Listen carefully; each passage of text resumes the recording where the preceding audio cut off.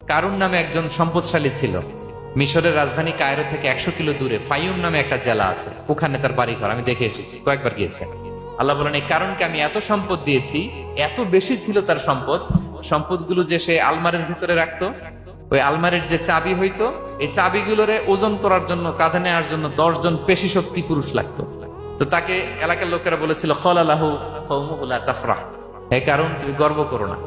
কারণ তাকে বলছিল মুসা আলাইহিস সালাম যাকাত দাও, সে বলতেছে আমি যাকাত দিব কেন, এই সম্পদ তো আমার। ইন্নামা উতিতুহু আলা ইলমিন ইনদি, আমি আমার বুদ্ধি খাটায় এই সম্পদ কামাইছি, আমার সম্পদ আমি খাবো, আমি যাকাত দিব কেন? আল্লাহ বলেন, ইন্নাল্লাহা লা ইউহিব্বুল ফারিহিন, কারণ তুমি অহংকার করলে আমি আল্লাহ অহংকারকে বরদাস্ত করি না, অহংকারীদেরকে আমি আল্লাহ পছন্দ করি না। কি হয়েছিল কারণের নসিবে? আল্লাহ বলেন, সে যখন অহংকার দেখালো, আমি কারুনকে আর কারুনের সব সম্পদ মাটির ভেতরে দাবিয়ে দিলাম, মুহূর্তেই দাবিয়ে দিলাম। সহিহ বুখারী